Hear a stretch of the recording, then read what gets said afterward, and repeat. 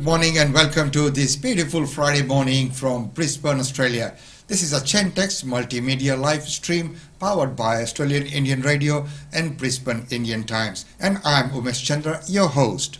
Hey, it's Friday and here's what's making news on this Friday. Victoria reports 11 new cases as New South Wales rushes to contain clusters. There's a number of locally transmitted cases in Sydney and which is growing. So that's dashing hopes for the Queensland border reopening next month. And as we know, there has been a clash of the border. We'll bring more to you soon. Will the budget encourage people to spend? And New South Wales Premier says new cases demonstrate unrealistic Queensland border rules. How will Budget 2020 affect you and your family? Treasurer Josh Frydenberg talks about the budget, and Fiji celebrates its 50th anniversary of their independence, which is tomorrow. This and much more in the news today. But first of all, let's take a very quick look at the weekend weather with Dilraj Dillon. Good morning everyone. Weather forecast for the rest of today is maximum 31 degree. Brisbane area is mostly sunny with 30% chances of rain and possible afternoon thunderstorm. Light winds becoming north to northeasterly 15 to 25 km per hour in the early afternoon, then becoming light in the evening. Fire danger is high. Sun protection is recommended till 3 p.m. and UV index is predicted to reach 10, that is very high. And tomorrow minimum will be 17 and maximum will be 29. Brisbane area will be mostly sunny with 0% chances of rain. Light winds becoming south to southeasterly 15 to 20 km per hour early in the morning, then tending east to southeasterly 15 to 25 km in the morning. Sun protection is recommended till 3 p.m. and UV index is predicted to reach 9, that is very high. On Sunday, minimum will be 17 and maximum will be 28. Brisbane area will be mostly sunny with 20% chances of rain and light winds becoming easterly 15 to 25 km per hour during the day, then becoming light during the evening. Sun protection again is recommended till 3 p.m. and UV index is predicted to reach 8, that is very high. So enjoy a lovely weekend and have a good day. And thank you very much, Dilraj. So we're looking forward to a great weekend. The weather's looking beautiful. Are there. Well, right now let's go into the news headlines for this Friday, the 9th of October 2020. South Wales are warning the number of COVID-19 infections is likely to grow. There have now been at least 8 locally acquired cases in Sydney since Tuesday. That is a worrying development after the state had gone 12 straight days without recording a positive test outside of hotel quarantine. It has also emerged a student at Macquarie University in the city's northwest has tested positive for COVID-19, and that has raised fears of a third cluster. Queensland's Premier will today reveal whether a plan to reopen borders with New South Wales will be pushed back. Anastasia Palaszczuk yesterday gave New South Wales authorities 24 hours to trace the origins of several new locally acquired cases in Sydney. Victoria, meanwhile, is continuing to see its important 14-day average falling. It now sits at 9.7. Yesterday, the state recorded 11 new cases and no deaths. Authorities are still concerned by the number of mystery cases. They currently stand at 14. And federal opposition leader Anthony Albanese has used his budget reply to commit Labor to a massive overhaul of the childcare system. Mr Albanese has told Parliament a future Labor government will strive to make affordable childcare universal to get more mothers back into the workforce. He has promised to increase the maximum childcare subsidy to 90% for low-income earners and also scrap an annual cap for most high-income families. This is what real reform looks like. It will boost women's workforce participation, boost productivity and get Australia working again.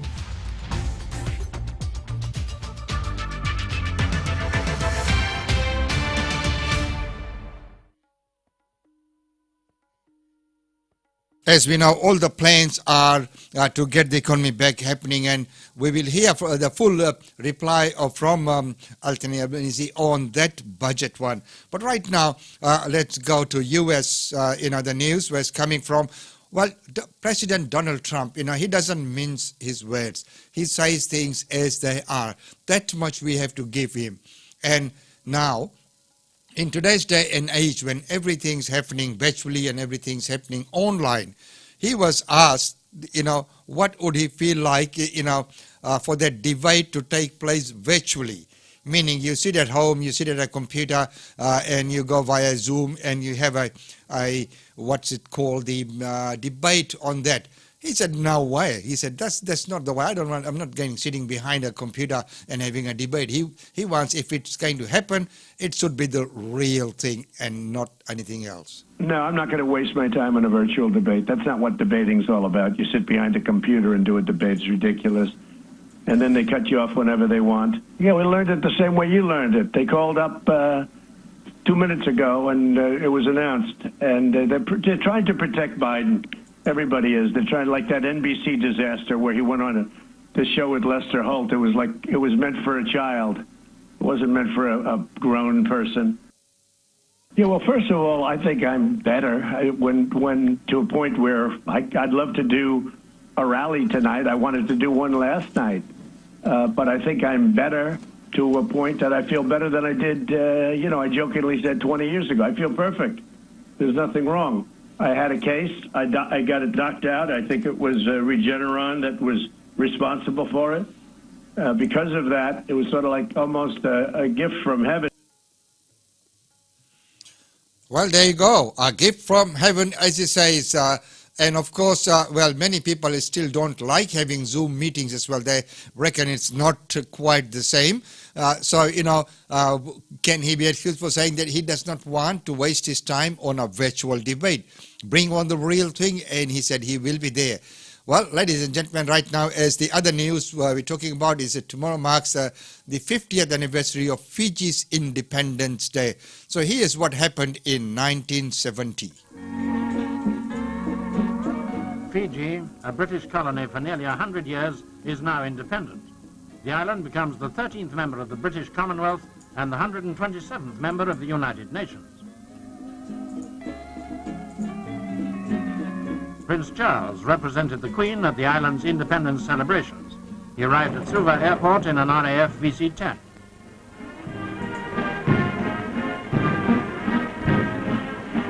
After inspecting the Guard of Honour, the Prince drove 14 miles into the capital, past thousands of Fijians who had been waiting for hours at the roadside. He was given a tremendous welcome in the Albert Park, where he was greeted by assembled chiefs and warriors from the Fijian community and drummers, dancers and singers from the immigrant Indian population.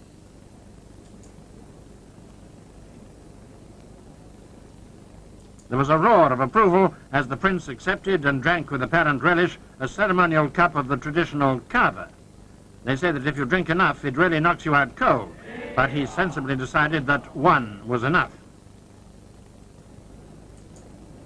Typically generous gifts from the Fijian community included 75 slaughtered pigs, a dozen live turtles, and giant piles of yam.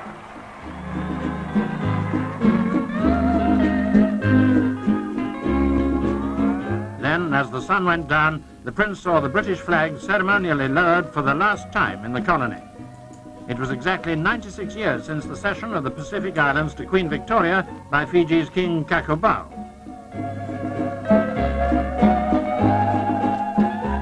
The following day, the Prince was greeted by an even bigger crowd when he arrived at the Albert Park for the ceremony of handing over the constitutional documents of independence. Prime Minister Ratu Serkamisese Mara receives the Prince in the traditional Fijian manner. Then His Royal Highness read a message from his mother, now the Queen of Fiji. Her Majesty, congratulating the islanders, stressed the fact that there had always been mutual faith and confidence between Fiji and Britain in peace and war.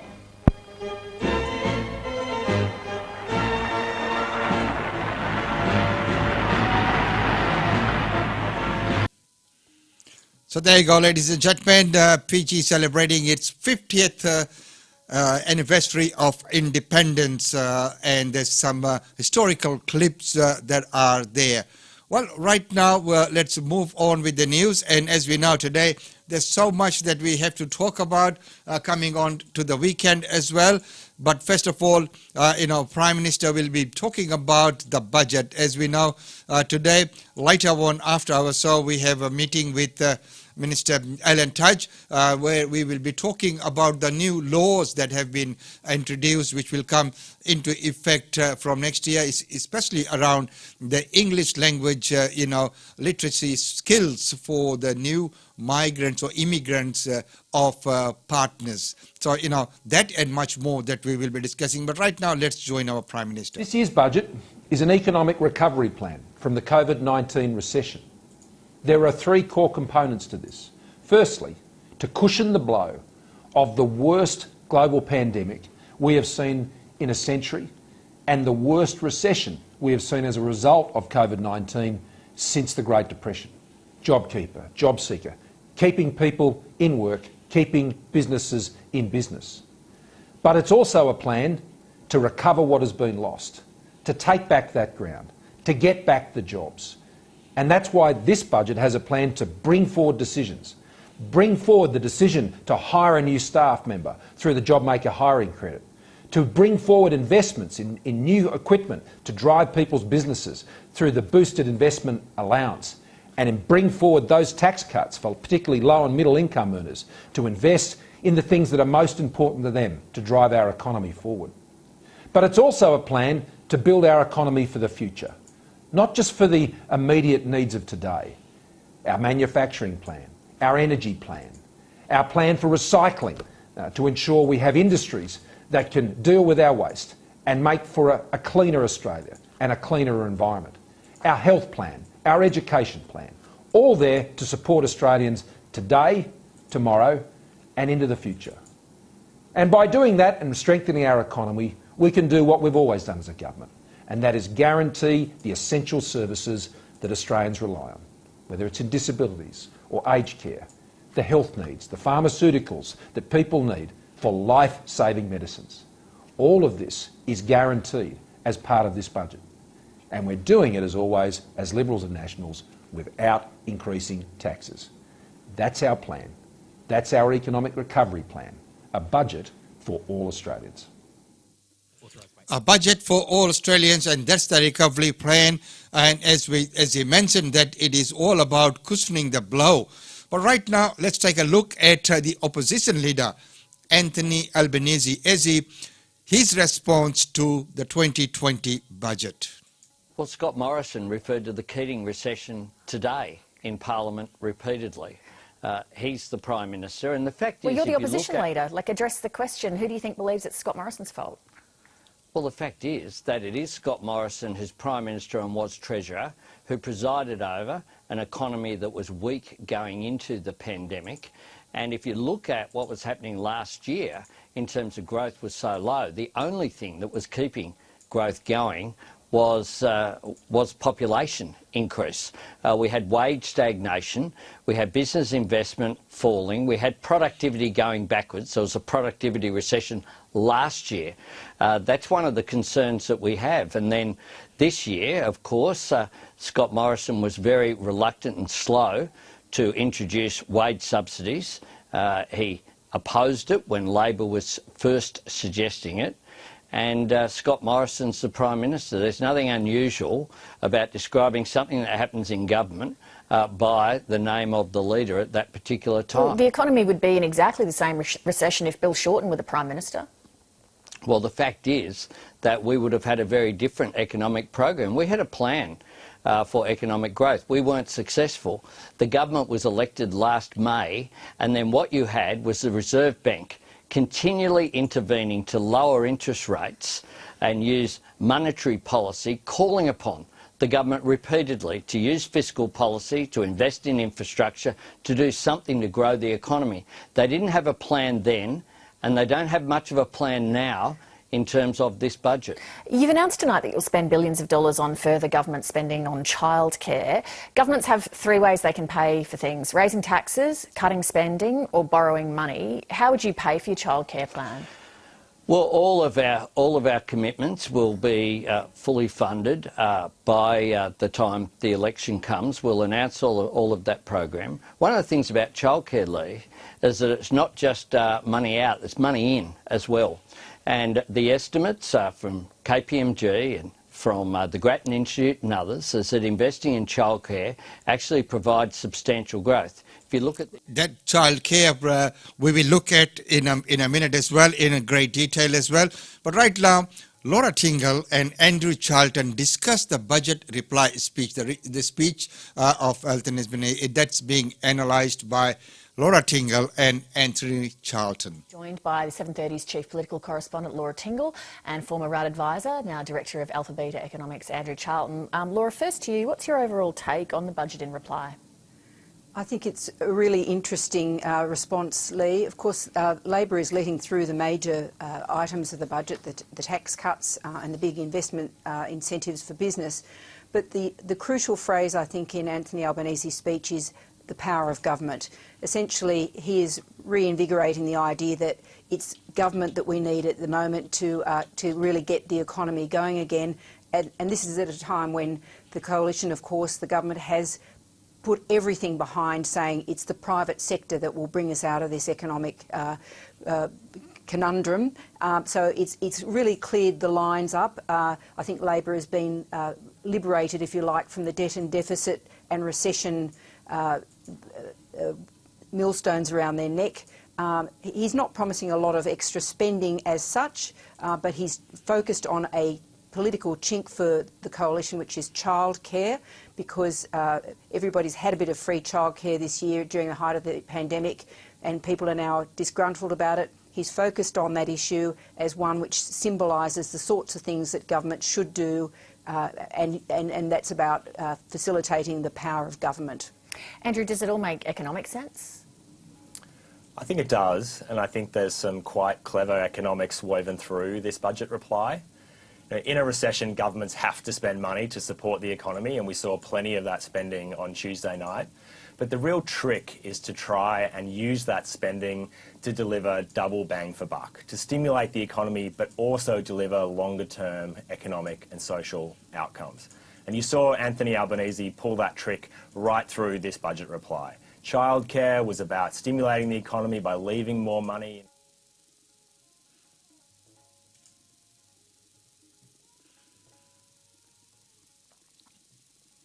The Northern Territory, South Australia, Tasmania.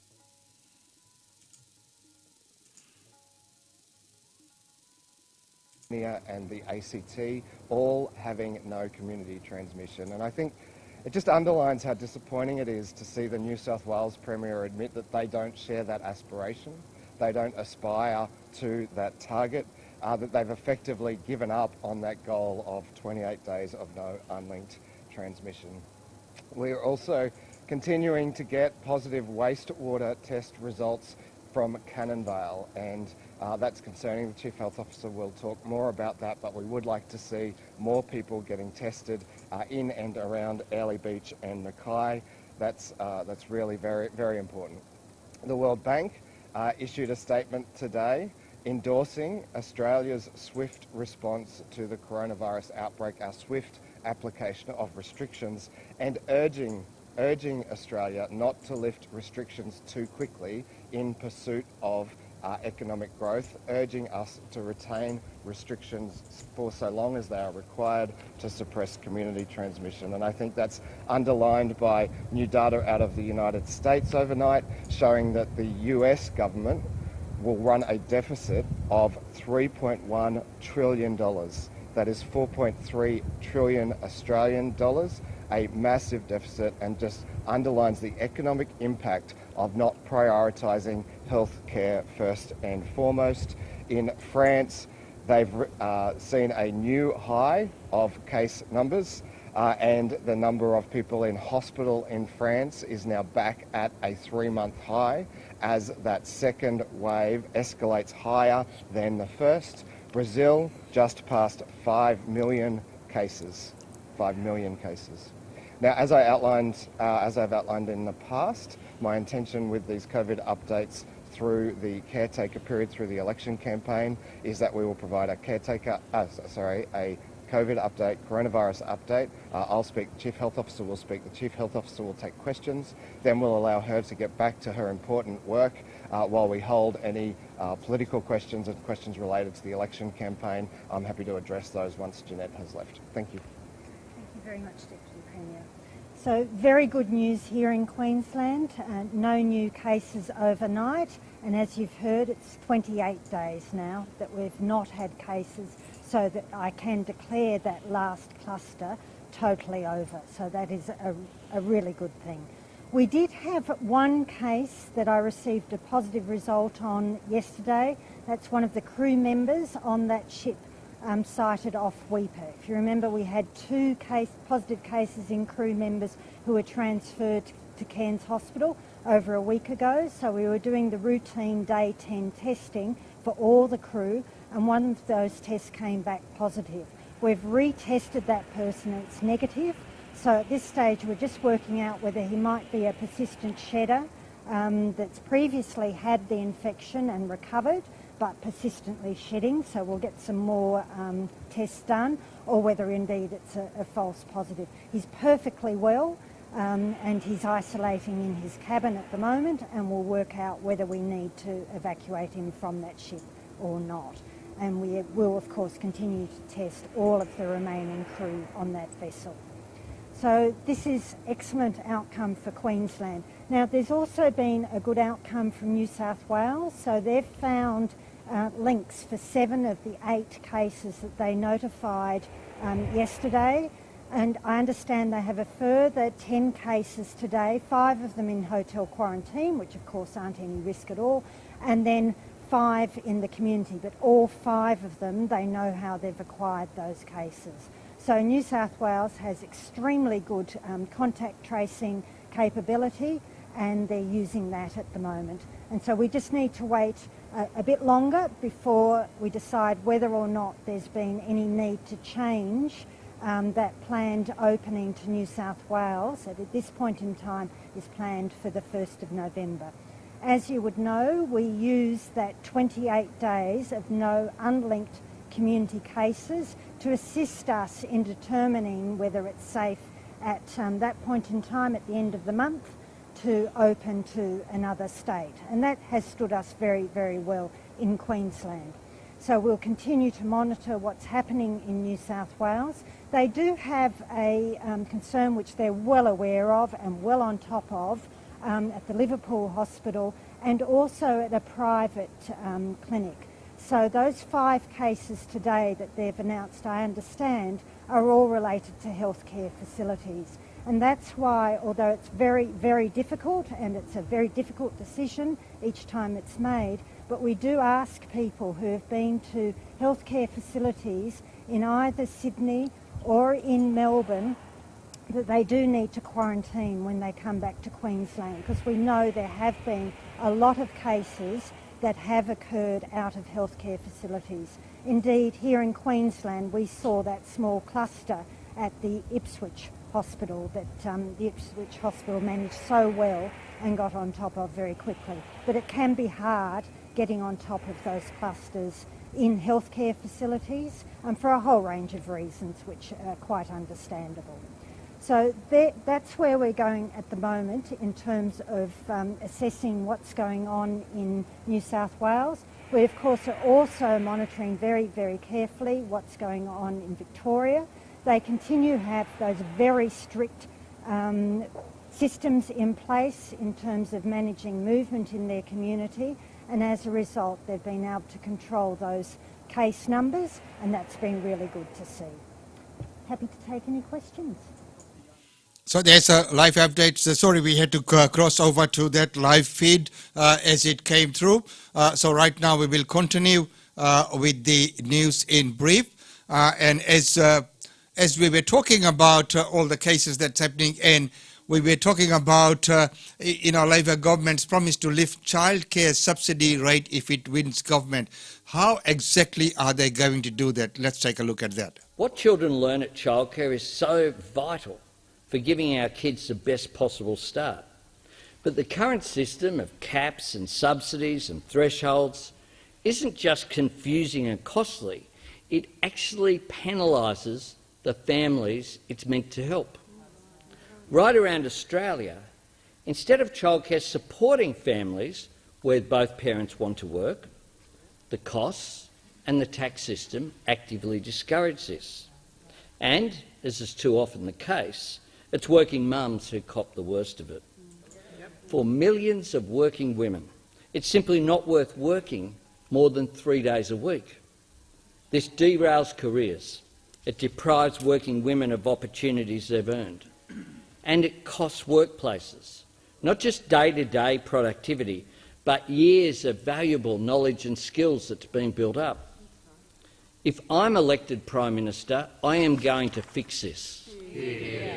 Tonight I announce that a Labor government will, from 1 July 2022, remove the annual cap on the childcare subsidy, eliminating once and for all the disincentive to work more hours.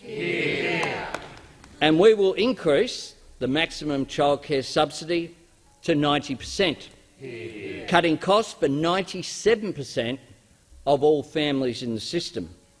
We will order the ACCC to design a price regulation mechanism that will ensure that every taxpayer dollar flows directly through to savings for Australian families. This is what real reform looks like. It will boost women's workforce participation, boost productivity and get Australia working again. Building a childcare system that works for families will turbocharge productivity in workplaces, delivering a much-needed boost in economic growth of conservatively $4 billion a year. For me, the principle is very simple. Good to see the social distancing, the seating arrangements in there, and a lot of our friends in there, but people whom we know quite well, the friends of the community. Well, right now, moving on, let's go to Victoria, where the Victorians are going to trial a saliva testing for border surveillance at workplaces. Let's see how that trial is going. Institute and the government have been trialling a saliva test, still a PCR-based test as per the nasal, more intrusive program. This test, which I'll let Alan talk to the science about perhaps, is less invasive, and we've seen it trialled in Bendigo, the central city and Dandenong, and it's looking very good. So as part of the targeted surveillance testing that is now underway, we'll be rolling that program out at Hazeldene's Poultry on the outskirts of and of course, everyone's working towards finding that vaccine. But I mean, one of the things that have been neglected is finding a way of, a very quick turnaround for the test. So if, the testing can be done, in a very efficient and fast manner, as they, very quickly to find out that, you test positive or negative, and that could ease a lot of problems or burdens, and they could open up a little bit travel arrangements based upon those fast and quick tests. But right now, let's go to Tasmania, where it's getting water by bucket loads and it's washing out a bridge as Warford in Tasmania's east coast. Let's take a look at that news.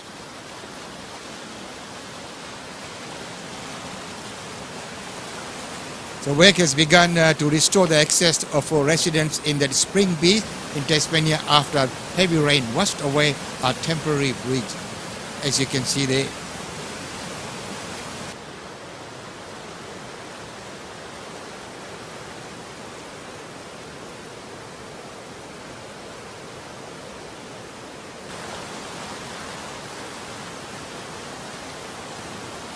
So, ladies and gentlemen, this is a Chentex multimedia presentation, and right now it's time to have a commercial break, and as we welcome our sponsors for the segment, GlobeNet Realty. Don't forget to check out their website. GlobeNet Realty. GlobeNet Realty has been the longest established, trusted and respected agency in its trade area. Washa Chandra, Director of GlobeNet Realty, provides honest and ethical service to her customers. If you are thinking of investing in Brisbane real estate market, or if you are seeking professional property management, then you should contact Usha Chandra today on landline 3865 4466 or mobile 0419 775 416. And for further updates, log on to our website www.globenetralty.com.au. GlobeNet Realty is your own local real estate agency. Situated at Shop 52281 Sandgate Road, Boondall. GlobeNet Realty. Real estate is our world.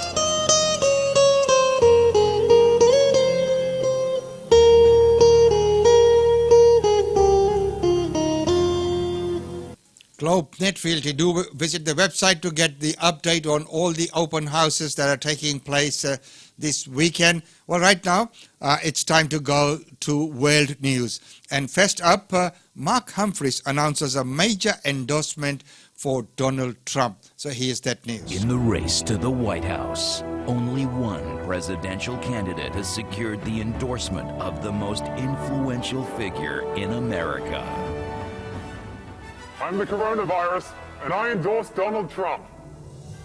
Like many Americans, I came to this country with nothing but a dream in my heart and a spike protein on my membrane. Yet Donald Trump welcomed me in with open arms, and crucially, an open mouth.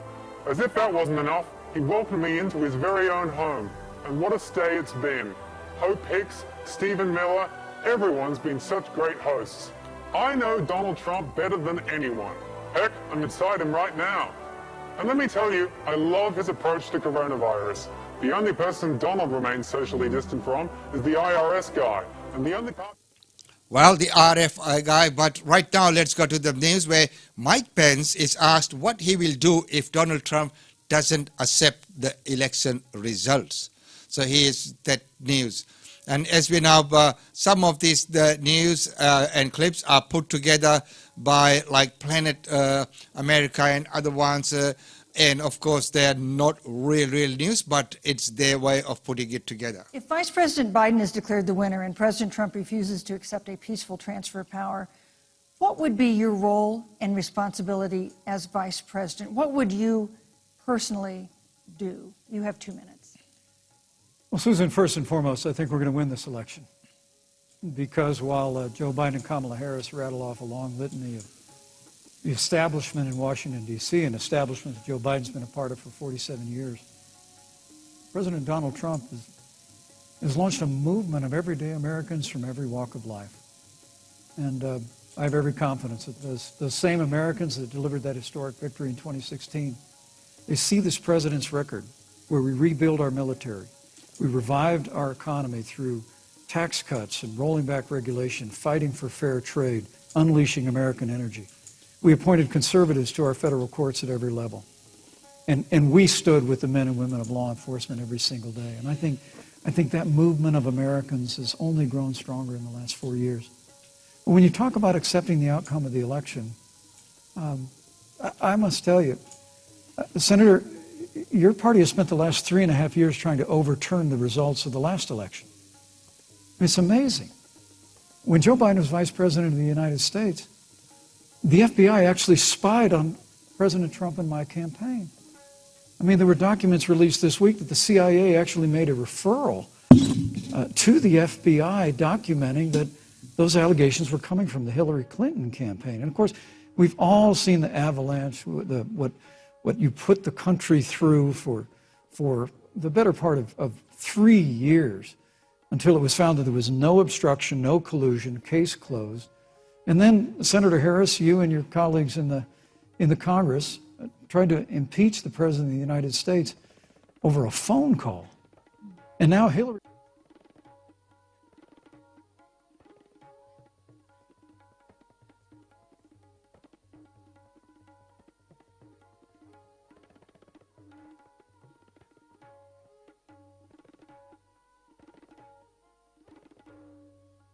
Judge Amy Coney Barrett is confirmed to the Supreme Court of the United States.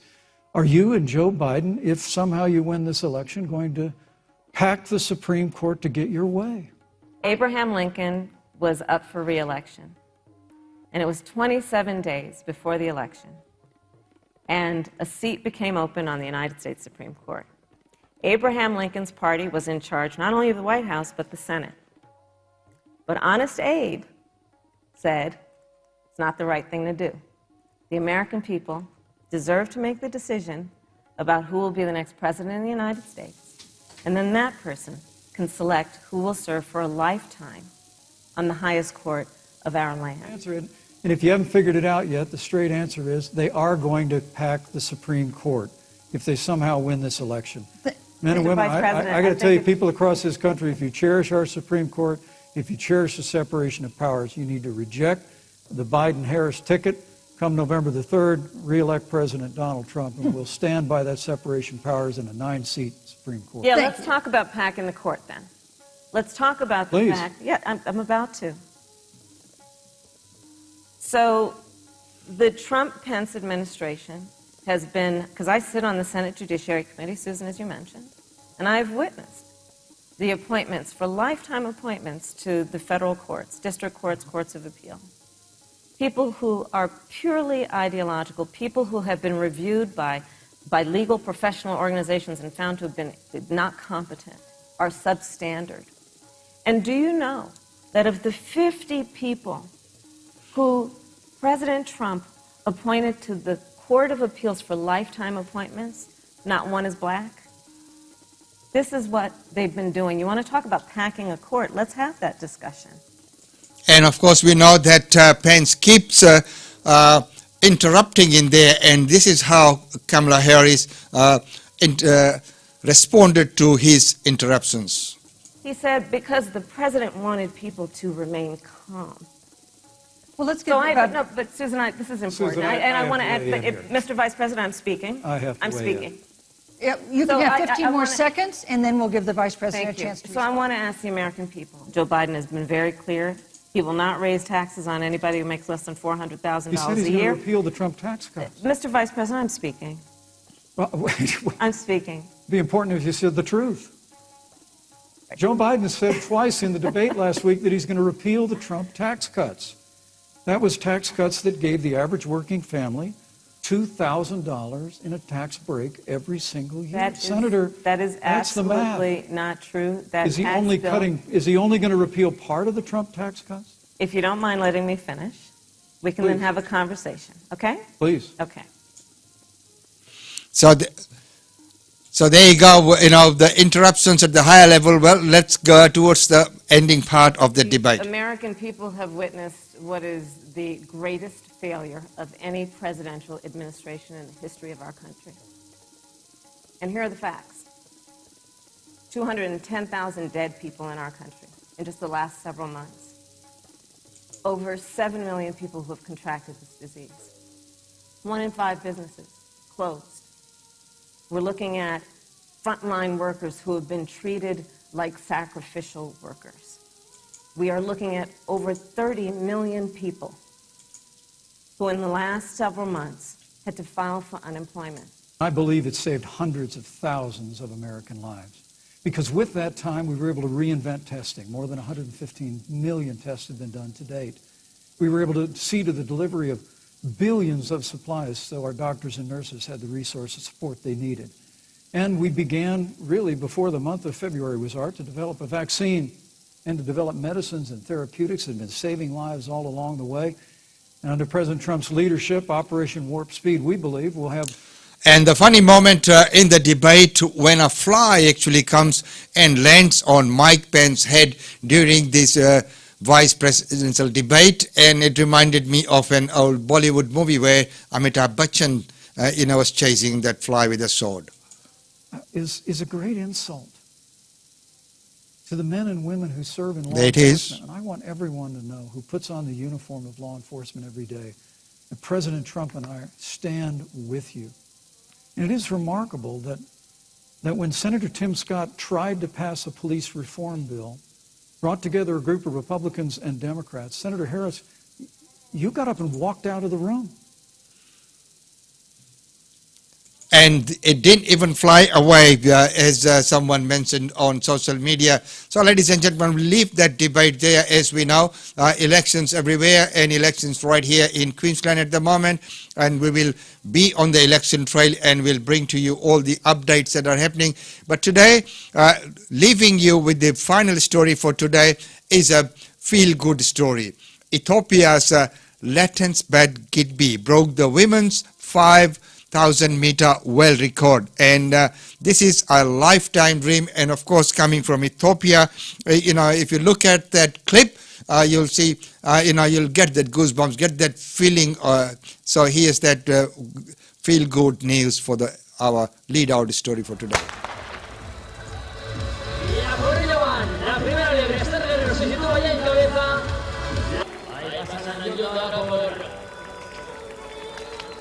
Entonces, sin su favor, le hace un gesto con el brazo. 8 centímetros porque continúa. Y el descendente viene corriendo al ritmo de récord. Vamos a ver si aguanta. 14-0-1, 14-0-2, 14-0-3, 14-0-4 y 14-0-65. Es la Look at that time for the face.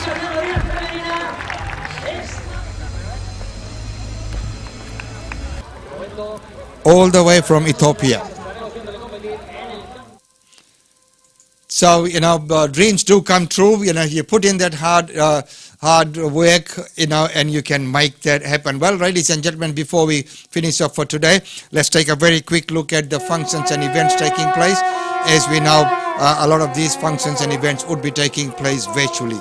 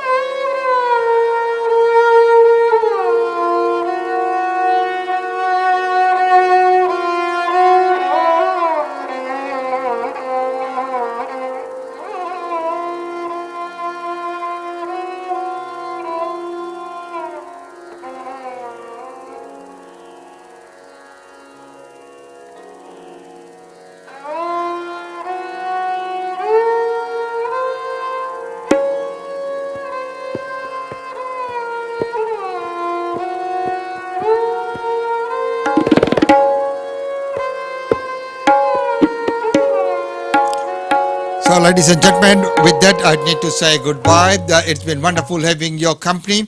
And as we now heading into the weekend, we will be looking at what's happening in the weekend, plus also all the restrictions that have been eased slightly. So, what are the new locations? But tomorrow, catch us once again back here live at 10 a.m. But today, don't forget at 4 p.m.